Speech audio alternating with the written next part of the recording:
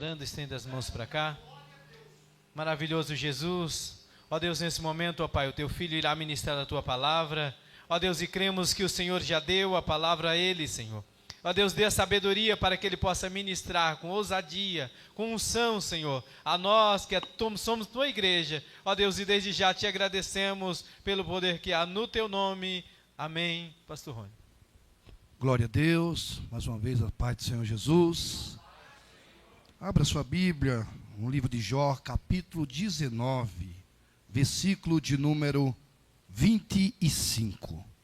Texto que está no meu coração, eu quero compartilhar com a igreja.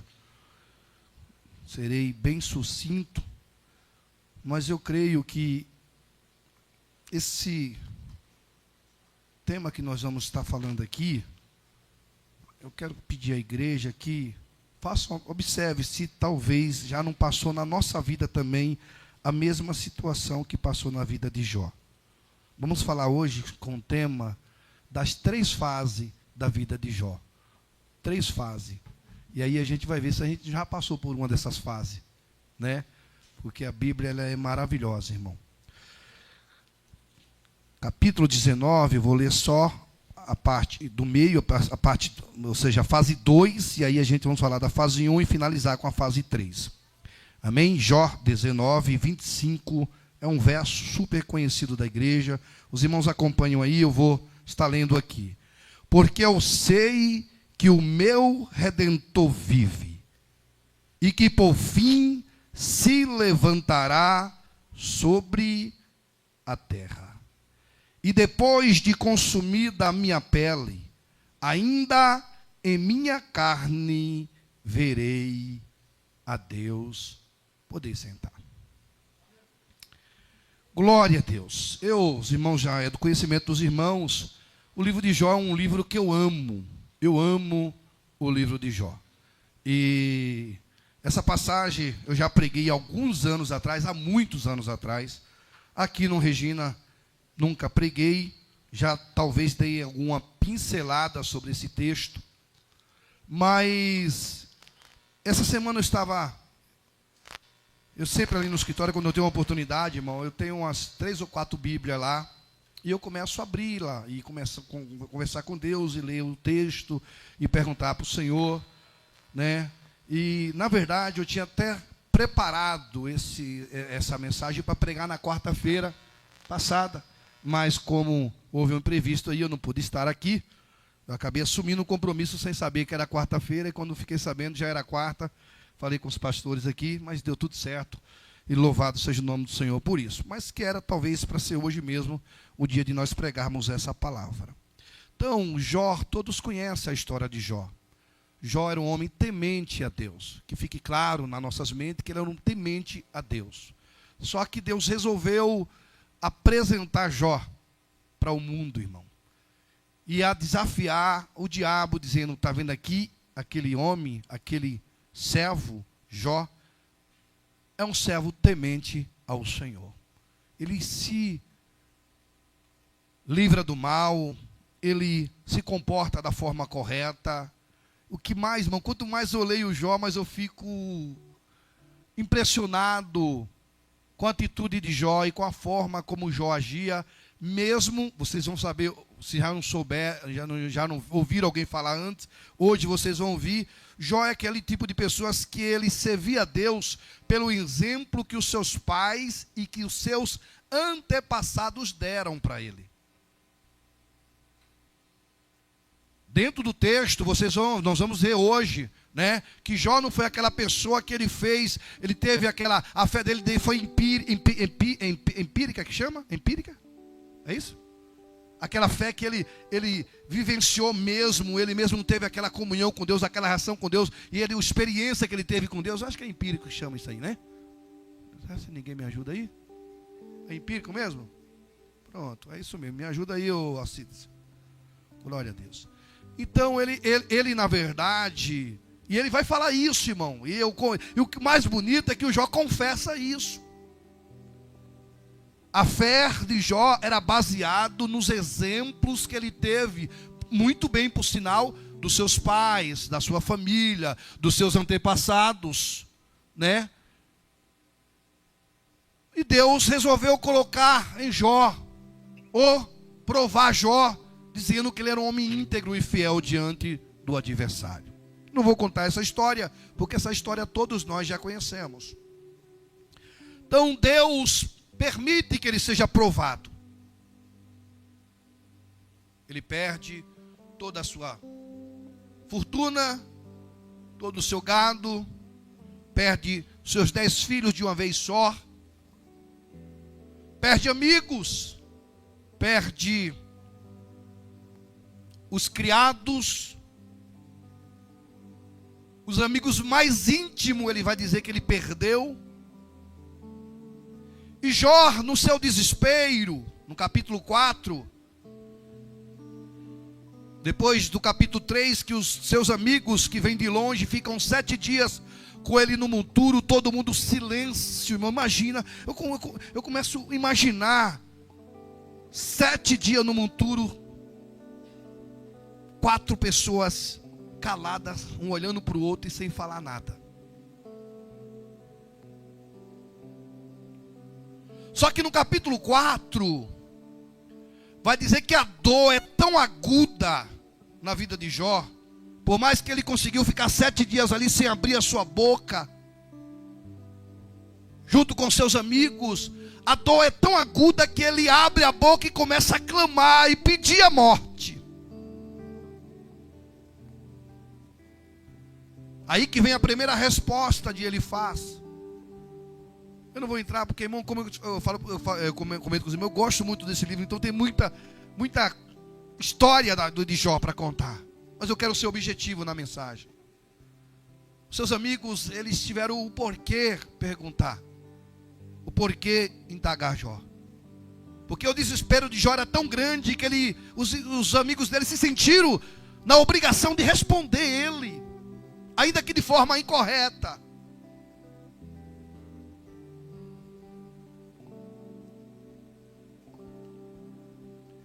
E Jó começou a buscar em Deus resposta para tudo aquilo.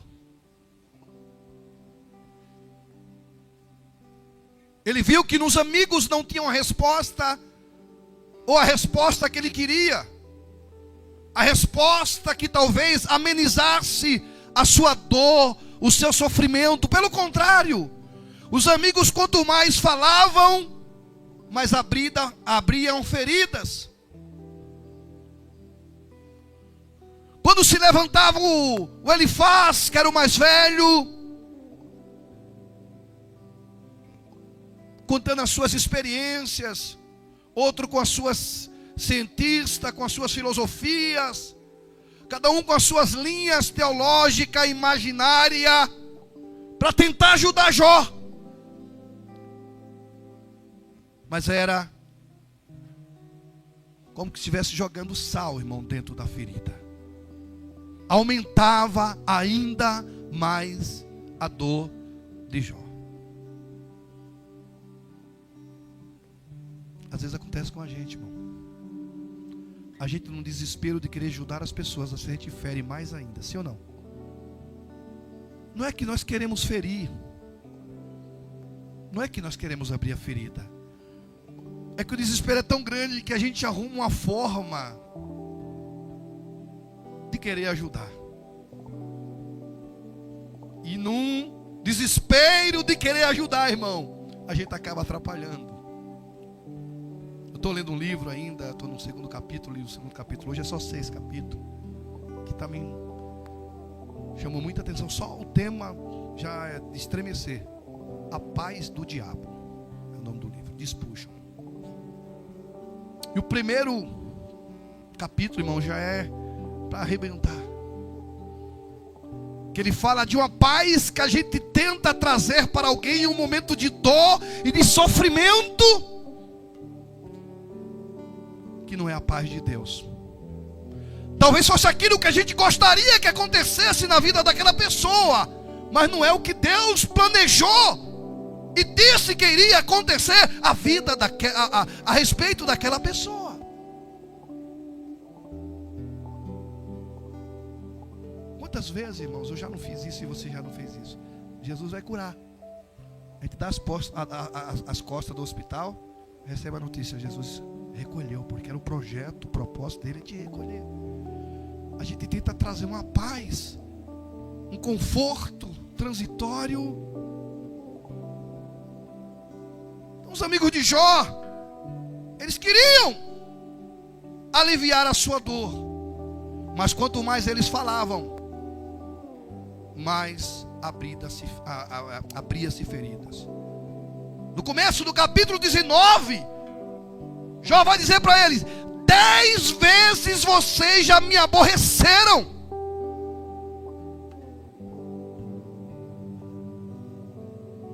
Pastor Hernandes de Lopes, ele diz que o problema dos amigos de Jó era a teologia. De fato era. Você querer mostrar aquilo que você não sabe, um conhecimento que você não tem, nem Deus revelou, nem Deus falou, e às vezes nós queremos dar uma de inteligente e nós vamos e falamos.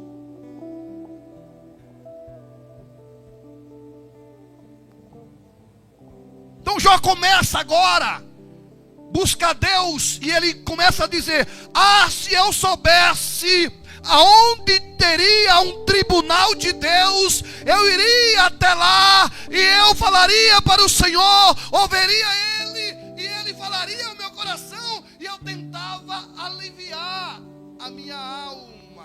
O desespero dele era tão grande que ele queria ouvir a voz de Deus de alguma forma, ainda que a voz de Deus não fosse aquilo que ele queria ouvir, mas ele queria ouvir Deus.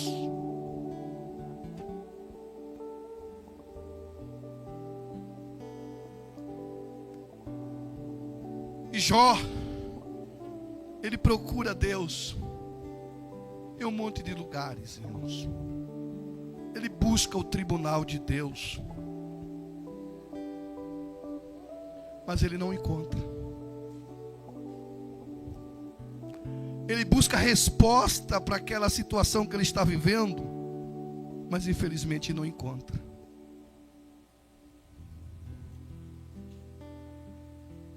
A primeira fase da vida de Jó é a fase que ele vem para a igreja e trazendo para os nossos dias.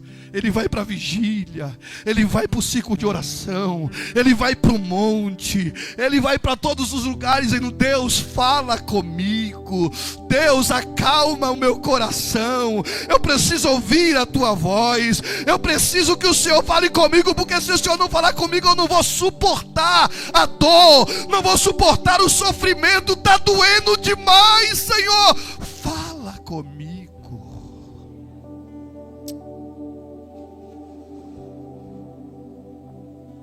Será que isso já aconteceu com você? Parece que Deus fala com quem está do teu lado, mas não fala com você. O profeta vai andando e vai na tua direção, você pensa que é para você, e ele passa por você e às vezes fala com outra pessoa. Esse foi o primeiro período da vida de Jó, o período do esquecimento. Coloca para mim capítulo 9, versículo 11 de Jó, por favor. Primeira fase, a fase do esquecimento. Olha o que Jó vai dizer, inclusive respondendo para Bildade, assim como no 19 também, que nós lemos, ele está respondendo para o mesmo amigo, Bildade. Olha o que Jó vai dizer, irmãos: eis que ele passa diante de mim, e não vejo.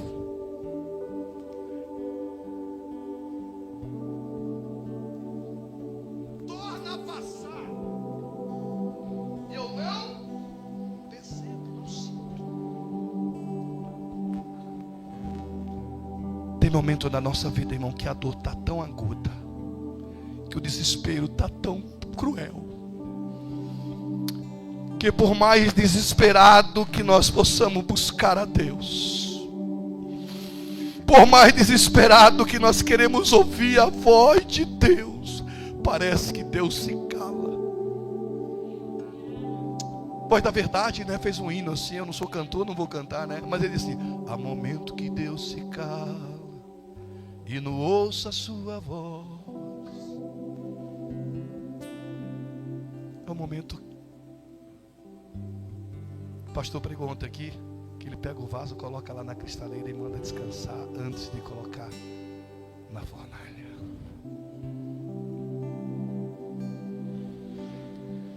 O desespero dele era tão grande, irmãos. A vontade de ouvir Deus era tão grande que Deus passava por ele. Ele preocupado com a dor, preocupado com o sofrimento, preocupado com as contas a pagar. Deus passa e ele não vê. Só que Deus era tão misericordioso, e aí eu estou parafraseando aqui o texto. Quem sabe Deus tenha falado assim: quem sabe ele não está conseguindo ver, mas ele consegue me sentir. Eu vou tornar a passar. E aí a segunda parte do versículo vai falar o quê? E torna a passar perante mim. É Jó falando com ele novamente, irmão. E eu não percebo, eu não sinto. Tinha perdido a visão e tinha perdido o olfato, a comunhão, o tato. Então a primeira fase é a fase que parece que Deus te esqueceu. Parece que Deus te colocou em um lugar, em um canto, em uma situação, em uma prova, e você não consegue ver mais Deus em nada, porque a tua dor é tão grande, a tua preocupação é tão grande, que Ele está passando aí. Ele está diante de você, mas o teu sofrimento é maior, a tua preocupação é maior, e você não consegue enxergar ver Deus em nada, porque você agora precisa de uma bênção, de um milagre tão grande, que você não consiga enxergar Deus nas coisas pequenas. Não é assim, irmãos? Não resolve. Eu preciso de um milagre maior. A gente não consegue glorificar a Deus, sentir Deus nas coisas pequenas, porque nós precisamos de um milagre maior.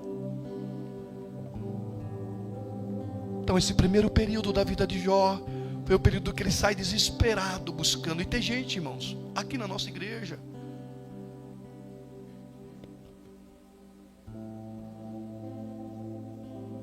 que sai buscando Jesus em todos os lugares. Quem sabe Deus fala comigo lá: o profeta aqui não me conhece em outro lugar. Lembro-me, abro um parênteses, lembro-me quando Jesus tinha 12 anos, voltando de Jerusalém. A Bíblia diz que era caminhada de dias. Os pais de Jesus estavam caminhando, conversando com os adultos, talvez pensando que Jesus estava brincando com as crianças. E de repente eles percebem que Jesus não está na caravana. E aí o texto vai dizer que ele sai procurando Jesus na casa dos amigos. O que tem de crente procurando Jesus por aí? Porque talvez Jesus silenciou ele aqui, e ele pensa que Deus vai falar com ele lá.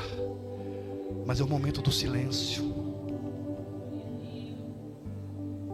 É o momento do silêncio.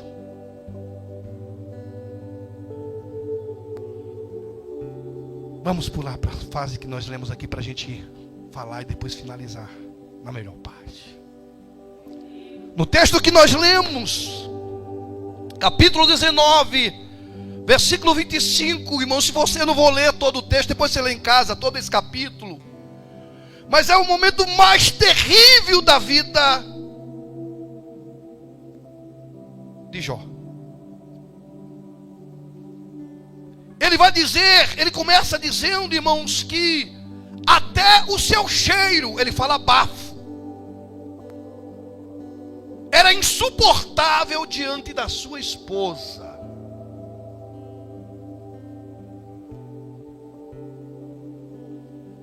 Ele vai dizer aqui, ó: por longe de mim, meus irmãos, e os que me servem, os que me conhecem, deveram me estranham.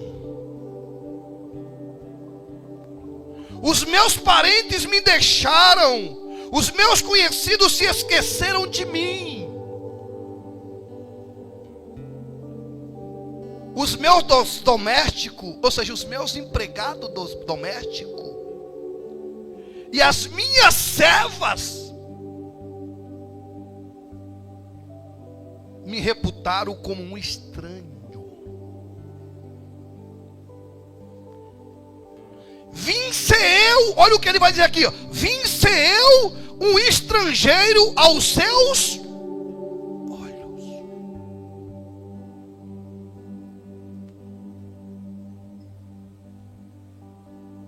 Chamei um criado e ele disse, não respondeu, não foi. Cheguei a suplicar com a minha boca e ele não me respondeu. O meu bafo se fez estranho à minha mulher e a minha súplica aos meus filhos do corpo. O que é que ele diz? Da carne.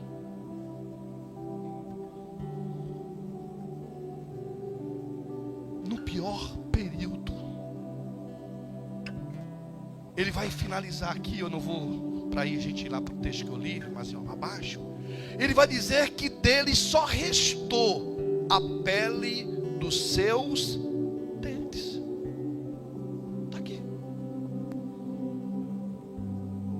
Os meus ossos se apegaram à minha pele e à minha carne, e escapei só com a pele dos meus dentes. Só que no pior período da vida dele, ele ergue a sua voz, ele rasga o seu coração. E é isso que eu quero que você nessa noite entenda e faça isso. Eu não sei o momento que você está vivendo na sua vida. Se você está vivendo o momento do esquecimento, do silêncio de Deus para a tua vida. Se a tua dor é tão insuportável que você não consegue ver Deus em nada, você não tem uma vida mais feliz, você não tem mais alegria em viver, você não tem mais prazer na tua vida, porque a dor, o sofrimento é tão grande que você não consegue ver a bondade de Deus. Deus nessa noite te trouxe aqui, me colocou como a sua voz para te dizer que no momento mais difícil da vida de Jó, ele ergue a sua voz e ele diz: mas eu sei que o meu Redentor vive, e eu sei que Ele se manifestará ao meu favor. Em outra palavra, Jó está dizendo: pode todos me abandonarem, pode todos me esquecerem, pode o meu corpo ser, aleluia, dilacerado, pode só restar de fato a pele do meu dente, mas eu sei que o meu Senhor está no céu, eu sei que Ele vive, e eu sei que Ele se manifestará.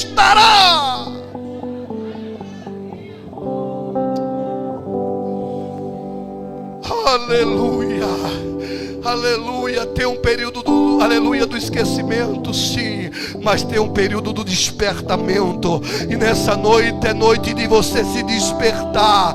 Nessa noite é noite de você olhar para o céu e dizer: é noite de eu sair desse calabouço, é noite de eu sair, aleluia, desse tempo de dor, desse tempo de sofrimento, e olhar para o céu, da onde me vem o socorro, e dizer: eu sei que Ele vive, eu sei que Ele vai se manifestar, eu sei que Ele ouvirá o meu clamor e me atenderá.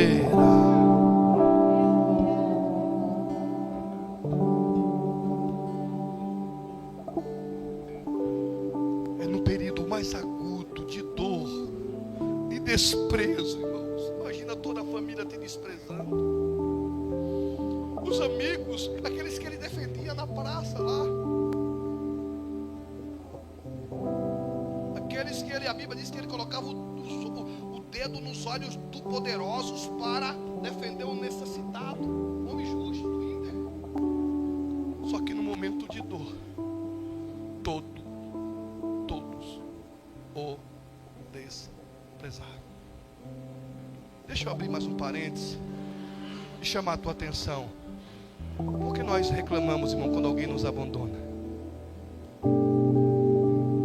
Por que nós reclamamos quando alguém nos silencia? Quantas vezes Deus não fala conosco? Quando a gente olha para alguém que poderia nos ajudar e fala assim, eu não preciso muito, ele tem condições de ajudar. Só que quem poderia te ajudar passa por diante de você e não te vê, não te enxerga.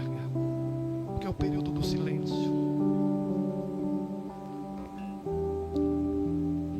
Só que aqui no capítulo 19, irmão, há um despertamento na vida desse homem, que é a segunda fase. Primeira, do esquecimento. A segunda, do despertamento. Porque eu sei que o meu Redentor vive. E Ele não só vive, Ele se manifestará, aleluia, sobre a face da terra. Ele se levantará. Não é no céu, eu sei que o céu é o seu trono, aleluia, o céu é a sua morada. Mas o que Deus manda te dizer hoje é que Deus vai, o teu Redentor vai se manifestar, é aqui na terra, é na tua casa, é no meio da tua família, é no meio da tua parentela, é lá no trabalho onde você está sendo humilhado, é onde as pessoas estão olhando para você dizendo, ei, tu não é crente, ei, porque tu está passando por isso aqui no condomínio, todo mundo paga o condomínio, porque você não paga o condomínio? Deus manda te dizer que Ele vai se manifestar, Ele vai se levantar. Mas nessa noite é noite de você se despertar na presença do Senhor e dizer, ei Senhor, eu sei que tu vive, e eu sei que o Senhor há de se manifestar. Ele vai se manifestar em teu favor.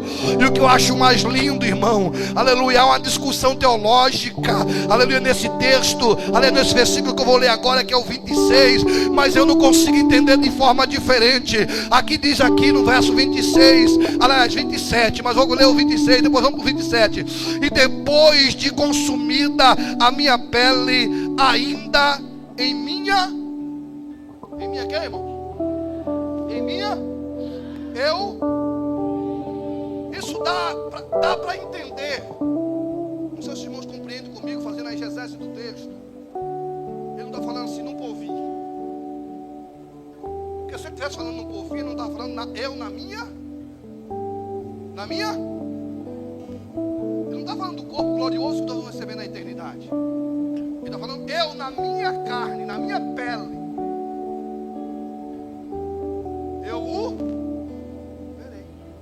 Então o que é que ele está dizendo, irmão? Que Deus, aleluia, Deus vai te exaltar, Deus vai se manifestar na tua vida, ainda aqui na face da terra. Primeiro que o texto vai dizer que Ele se levantará sobre a terra, e depois Ele vai dizer assim, ó, eu ainda na minha carne, na minha pele, dependendo da tradução, verei a Deixa eu te falar, não vai ser lá no povinho. Lá no povinho você vai ser bem galadão. Mas aqui na terra Deus manda te dizer que Deus vai te honrar, que Deus vai se manifestar ao seu favor, que Deus vai mudar a tua vergonha, que Deus vai mudar o teu cativeiro, que o tempo, aleluia, do silêncio vai passar e Deus vai se manifestar em teu favor, diz o Senhor.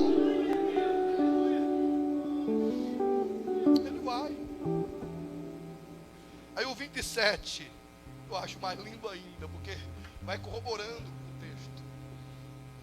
Ele vai dizer isso aqui, irmão, e vai se concluir na última parte que a gente vai finalizar. Ele vai dizer aqui, ó: vê-lo-ei pelos outros. É isso que o texto está dizendo? Como é que o texto está dizendo? Vê-lo-ei por eu mesmo. Deixa eu profetizar sobre a tua vida. Tem visto Deus. Olha o que Deus manda te falar nessa noite. Receba se você quiser. Você tem visto Deus na vida de muita gente. Isso tem te alegrado, e glória a Deus por isso. Você tem visto muita gente contar testemunho do mover, do poder de Deus. Mas a palavra de Deus, e Jó que manda direto aqui o recado: eu vê-lo-ei. É bom ver Deus na vida dos outros. É bom se alegrar com a vitória dos outros. É bom se alegrar com a vitória do meu irmão, pastor. É bom se alegrar com a sua vitória, com a sua vitória. É bom ver Deus na vida de cada um de vocês. Mas o que o Jó está falando aqui é dizendo assim: eu quero ver Ele na minha vida. Eu quero ver Ele na minha vida. Então por isso que ele vai dizer: vê-lo-ei por mim mesmo, e os olhos dos outros o verão. É assim? Não. Os meus olhos o verão e não. Em nome de Jesus, irmão, abra o seu entendimento nessa noite. Abra os seus olhos para enxergar Deus nessa noite. Deus te trouxe aqui, trouxe essa palavra que era para ser na quarta, mas Deus, aleluia, aleluia, já estava marcado no calendário de Deus, seria hoje, para te dizer: ei, abre os seus olhos para ver Deus. Você não vai ver Deus através da bênção na vida do seu irmão, só da vida do seu irmão. Você vai ver Deus através do que Ele vai fazer na tua vida. Em outras palavras, Deus manda te dizer: você vai ter o teu próprio testemunho para você contar. Você não vai precisar testemunhar dos outros, porque você vai ter o teu testemunho para contar, diz o Senhor.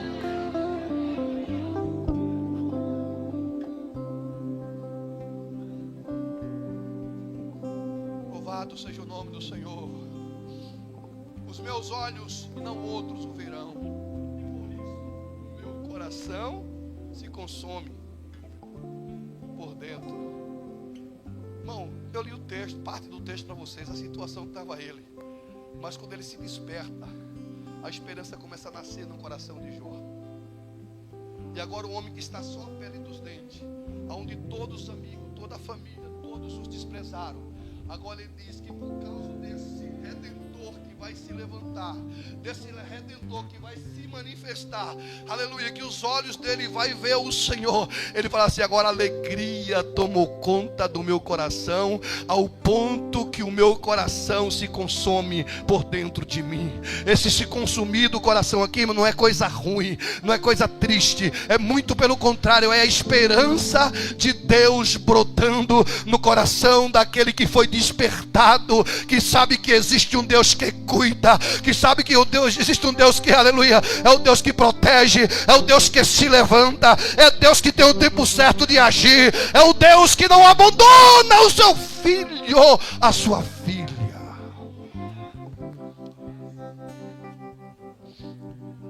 E o pior, irmãos, vamos finalizar, que isso que Jó fala, olha bem, veja o que você está profetizando na sua vida hoje. A palavra de Deus na sua vida hoje é despertamento. É saber que o teu Redentor vive. É saber que Ele vai se levantar. É saber que os seus olhos vão contemplar as maravilhas do Senhor. É trazer consolo para dentro do teu coração. Então, nessa segunda parte, estágio da vida de Jó, é o despertamento. Ele dizendo que vai acontecer. Ele profetiza. Ele profetiza sobre a sua vida. Então eu quero fazer um ato profético nessa noite, antes da gente finalizar. Eu quero que você fale para você mesmo, e não vai ser eu que vai estar falando. Volta no 25, por favor, Mateus, e todos vocês vão repetir comigo, mas você vai falar como se estivesse falando para você.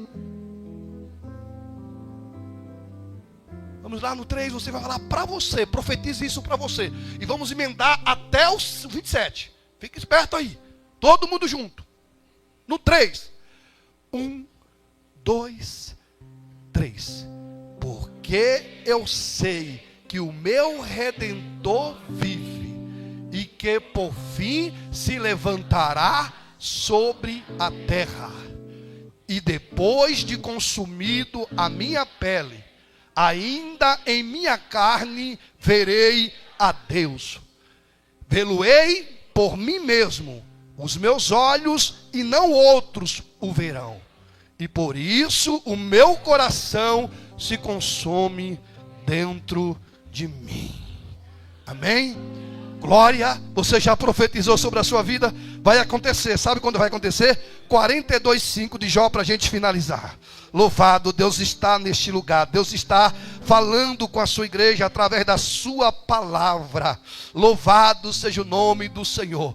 O primeiro período da vida de Jó, o primeiro estágio da vida de Jó, foi o estágio do esquecimento, o estágio do, aleluia, do silêncio de Deus. O segundo estágio, quando Jó, aleluia, chega no pior momento da sua vida e diz: só Ele, é só Deus que pode se levantar. Não vai ser amigo, não vai ser mulher, não vai ser irmão, não vai ser criado, não vai ser criada, não vai ser o patrão, a patroa, não vai ser ninguém, é só Deus, é só tem o Deus agora, porque todo mundo me abandonou. Eles clamam pedindo o favor de Deus, aleluia. E no capítulo de número 42, no verso de número 45, irmão, isso acontece.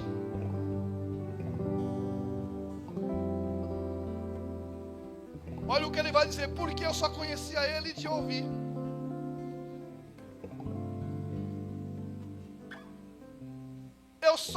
Eu vim para a igreja porque eu vi Deus na vida do irmão. Eu vim para a igreja porque a pessoa que me evangelizou, Deus era na vida dela assim, de forma, na teofania de Deus, que eu via Deus, e por isso eu vi, mas eu nunca tive uma experiência com Ele. Quem sabe você nunca contou um testemunho desse? Você já contou de alguém?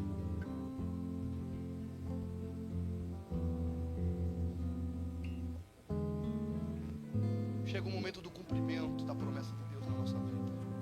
Tem um período do esquecimento, tem um período do despertamento, mas tem um período que Deus se manifesta. E quando Deus se manifesta no capítulo de número 38, que Deus responde perguntando para Jó. Eu já falei isso aqui, mas é bom repetir. Jó faz 34 queixas para Deus. Deus não responde nenhuma das suas queixas. Jó faz 16 perguntas para Deus. Deus não responde nenhuma pergunta para ele. Ah, onde estaria Deus? Ah, se eu soubesse onde Deus estava, que eu falei sobre os tribunais, falei aqui. E aí, irmão, para surpresa de Jó, no capítulo 38, Deus faz 70 perguntas retóricas para Jó. Em outras palavras, além de não responder Jó, nem as queixas, nem as perguntas, Deus faz pergunta que Jó não tem condição de responder, que são perguntas retóricas, aquelas perguntas que não tem resposta. Onde estavas tu? Olha a primeira pergunta, quando eu fiz isso. E Deus começa a falar no capítulo 38, 39. Aí no 40 Deus dá uma... Quer falar alguma coisa, Jó? Eu sou doido? Eu sou maluco? Depois dessa aí, você quer que eu fale o quê?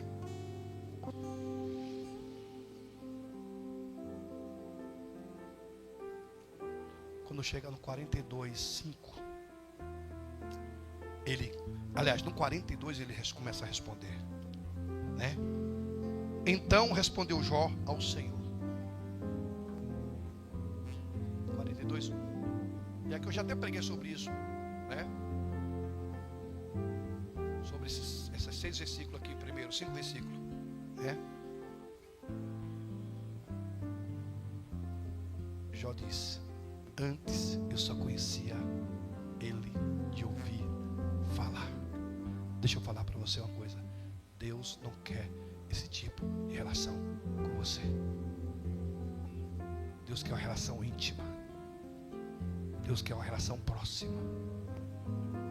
Deus quer que você clame a Ele, fale com Ele no quarto, no carro, onde você estiver. Você desenvolva um relacionamento com Ele. E era isso que Jó queria ter e teve. Era isso que Jó clamou no capítulo 19 e 25 que nós acabamos de ler. Ele tem essa relação e ele vai dizer: antes eu só conhecia de ouvir falar, mas agora os meus olhos te... Aconteceu a profecia de 19, não aconteceu, irmão. 19, 25, 26, 27, ele profetizou que os olhos dele veria o Senhor, e ele viu o Senhor. Fica de pé, por favor, para a gente já finalizar, em nome de Jesus. Já foi dado todos os recados, irmãos. Nós vamos terminar agora com a banda, louvando ao Senhor. E a gente finalizando, indo para nossa casa, irmão, com essa fé. Você vai sair daqui assim, dizendo assim, ó, eu verei o Senhor, eu verei o Senhor. Eu verei o Senhor na minha casa, no meu trabalho, na minha vida, aleluia, nos meus negócios, aleluia, na minha família, na minha relação, aleluia, eu verei o Senhor, porque Ele vai se levantar, Ele vai se levantar, Ele vai se levantar, Ele vai se levantar, Ele vai se levantar. E assim como o Senhor, aleluia, cumpriu a profecia na vida de Jó, e Jó viu o Senhor, Ele também vai se cumprir essa profecia na minha vida. E a partir de hoje, eu vou viver uma vida com Ele, uma vida de experiência, uma vida de relacionamento. Eu vou viver com Ele, aleluia, uma vida de testemunho para contar, diz o Senhor. Você pode até contar testemunho de algum irmão, louvado seja o nome do Senhor por isso, mas você vai começar a contar os seus próprios testemunhos. Deixa eu falar mais. Você vai contar as suas próprias experiências que você vai ter com Deus, diz o Senhor.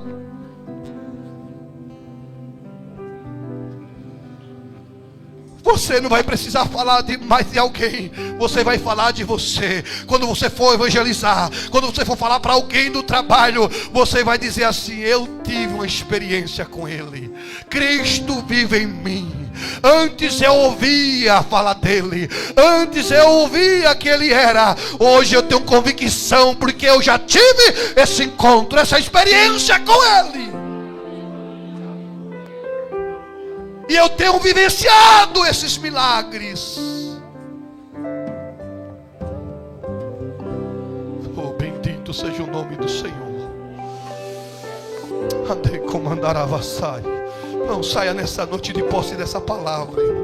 Essa palavra não é do pastor da igreja, não é minha. Essa palavra é do Senhor.